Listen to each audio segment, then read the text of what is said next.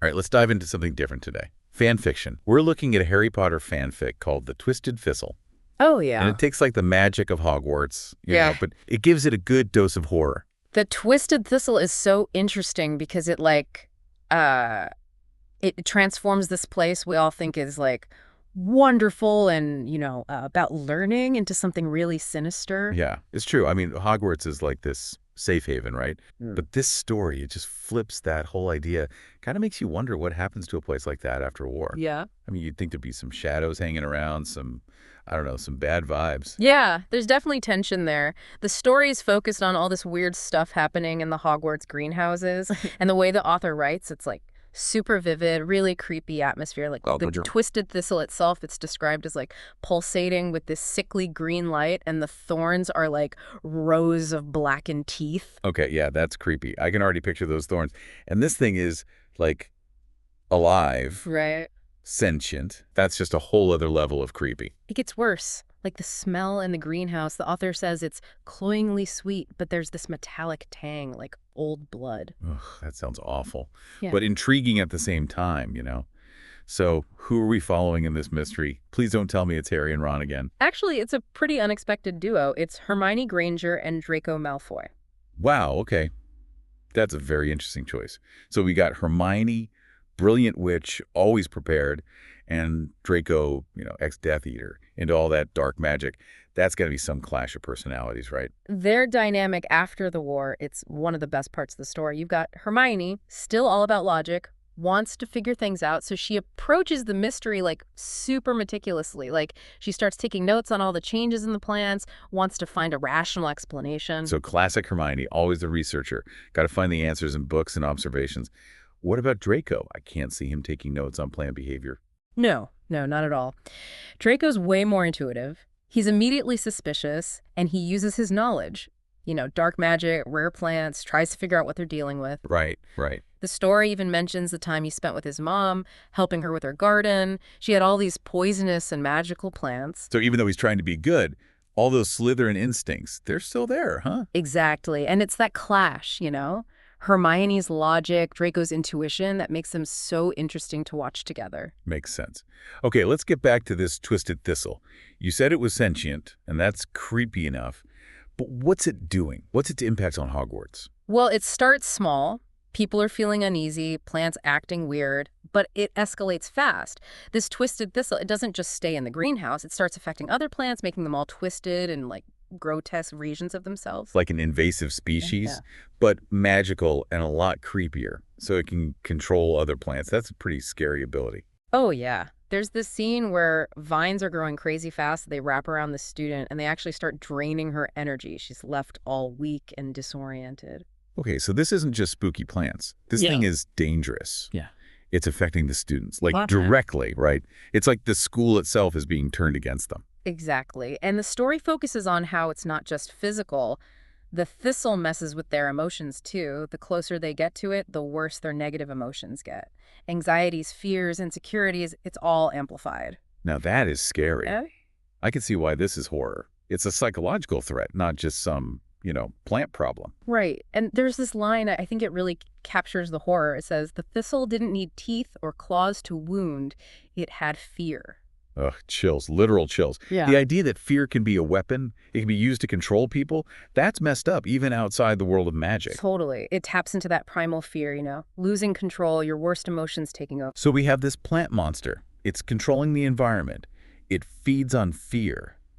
What do Hermione and Draco do? Can't they just, blast it with a spell or something? They try, but it's not that easy. One of the creepiest things is that normal spells, they don't work on the Twisted Thistle. In fact, every time they try to destroy it, it just makes it stronger. Oh, fantastic.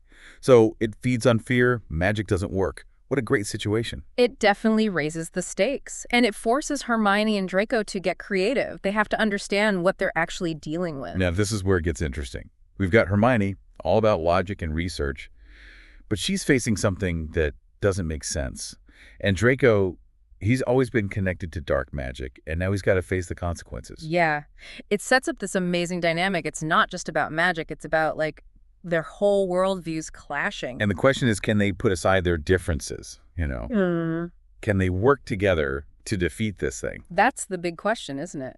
Last time, we left Hermione and Draco dealing with this, like, super creepy plant monster. It's immune to spells, and it seems like it's feeding off all the fear at Hogwarts. Yeah, not a great situation. This is where the story really digs into how the Twisted Thistle is messing with everyone, especially Draco. He's got all that baggage from his past, his family, and Voldemort. Right. He's trying to be a better person after the war, but you got to wonder if, like, being around all that darkness, all that violence, if that made him, like, weaker to the Thistle's influence. That's what's so interesting. There are no easy answers. The author seems to be saying that trauma, even magical trauma, it leaves a mark. It can make you easier to manipulate, to, fall back into darkness. Okay, yeah, that's deep. So how does this play out with Draco? How does he get caught up with the Thistle? It's subtle at first. He's just fascinated by it. Spends more and more time in the greenhouse. At first, you think he's just trying to figure it out, find a weakness. But there are hints, like he's drawn to it. There's this line where Draco says the Thistle is exerting a pull on him, like a siren song. Whoa, that's some intense imagery. So it's not just curiosity, it's like emotional, right? Like the Thistle is using his weaknesses, his insecurities. Exactly. Remember, this is Draco. He's always wanted power to be the best. First, it was his father's expectations, then Voldemort. He's always looking for something to fill that void. And the Thistle, with its dark magic and power, it's like a twisted version of what he wants. It's kind of sad. It is, and as the story goes on, Draco becomes more withdrawn. No more arrogance, just this quiet intensity. He's ignoring everything else, his duties, his friends. It's all about the Thistle. Like an addiction, right? It's like someone who gets hooked on something that's destroying them. But in this case, it's magic. Perfect comparison.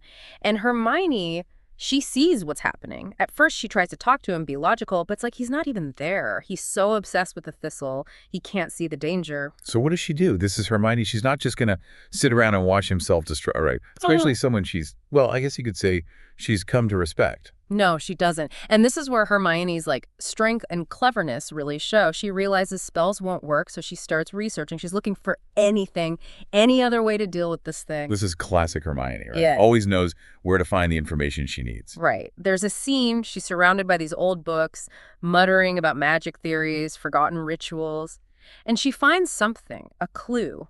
It mentions a kind of magic that's not about power or force, but about understanding. Empathy. Okay, so instead of blasting the Thistle, she's going to try and, understand it. Kind of. Yeah. She realizes to beat this thing, she needs to know it. Its origins, why it's doing this, and most importantly, its connection to Draco. So it's not about brute force, it's strategy. Using knowledge as a weapon. Exactly. It's risky, but Hermione's willing to try. She believes if she can understand the Thistle, she can break its hold on Draco and hopefully destroy it. It's a race against time, though, right? Draco's getting deeper into this dark magic. Who knows what it's doing to him? Yeah, the tension's really building now. We see glimpses of the old Draco, snarky and proud. But it's fading. The Thistle's taking over. Okay, so Hermione's on a quest for knowledge, trying to save Draco. What happens when they finally confront each other? Well, the climax, it happens back in the greenhouse where all the darkness started. Hermione goes in, ready to use everything she's learned, and finds Draco standing in front of the Thistle. It's all pulsing and monstrous. Man, I could feel the tension. This isn't just some magic fight. It's like a battle for Draco's soul, Exactly. And what's fascinating is that Hermione doesn't attack Draco. She uses her magic to create a barrier between him and the Thistle, trying to cut the connection. Sort of like a magical exorcism or something. Yeah. Pulling him out of the darkness. Exactly. And the way it's written is so powerful. The greenhouse is filled with noise, the Thistle's shrieking, Draco's groaning, Hermione's chanting these old spells. It's like a battle on every level. Physical, emotional, spiritual. It's like everything we've seen so far. The fear, the manipulation, the fight for redemption. It all comes down to this. And we don't know what's going to happen. Will Hermione succeed? Can Draco be saved from the darkness? So last we left off, Hermione's in the greenhouse, right? Trying to save Draco from this Twisted Thistle. Things were getting pretty intense. What happens next? Well, it's not your typical magic fight, no big spells or anything. It's more like an internal struggle. Yeah, you mentioned Hermione was using this ancient magic, understanding and empathy, to create a barrier. What does that actually look like? It's like a tug of war.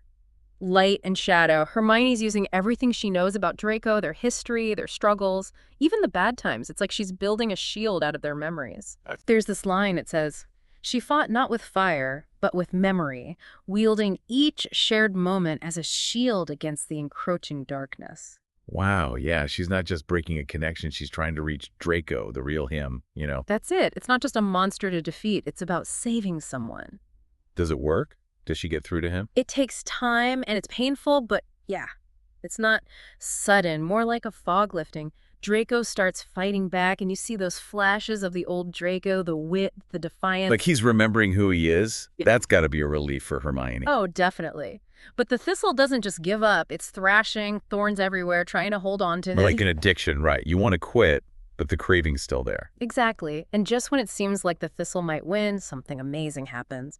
Draco, he has this moment of clarity, and he uses his dark magic knowledge, but against the thistle. Really? Wow, so he's not just being rescued, he's part of it. Right. It's a turning point for him. He's not just a victim. He can choose to fight back. And that's where the whole redemption thing comes in. Draco, he was raised in that world of, like, pure bloods and all that. Made a lot of mistakes. But now he has a chance to make things right. And it's not easy. He's messed up from this whole thing, physically and emotionally. But it's changed him. He's seen his own darkness. What about Hermione? How does she react to Draco, helping defeat the Thistle? She's surprised, obviously, but also, I think, relieved. She always believed Draco could be good, even when he didn't. And now she's been proven right. It shows how much she cares, how she sees the good in everyone, even people who've hurt her. Absolutely. The story's telling us to look past labels, to see that we're all connected. Even people who mess up, who make bad choices. So the Thistle's gone, Draco's okay. What about Hogwarts? What's left after all this?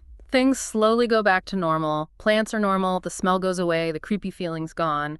But there's this, awareness. Everyone knows things have changed. Like a shared trauma, right? They're all still processing it. Oh, yeah. And the threat's gone, but there's still this unease, like a reminder that bad things can happen again. The author ends with this line.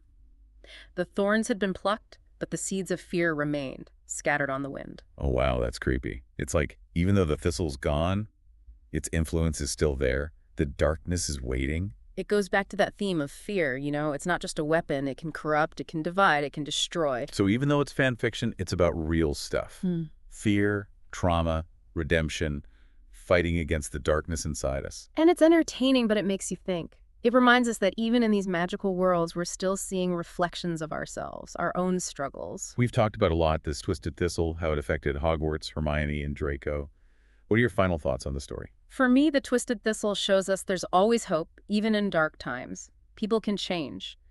And knowledge, empathy, they can be just as strong as any spell. It's a story that stays with you, makes you think about fear, about being strong, and the human spirit, magical or not. I think that's a good place to end it. Well, that's all the time we have for our deep dive into the Twisted Thistle. Hope you found it interesting, maybe a little scary. And remember, next time you're in a greenhouse, watch out for the thorns. You never know what's hiding there. Until next time, keep exploring, keep asking questions, and maybe keep a light with you, just in case.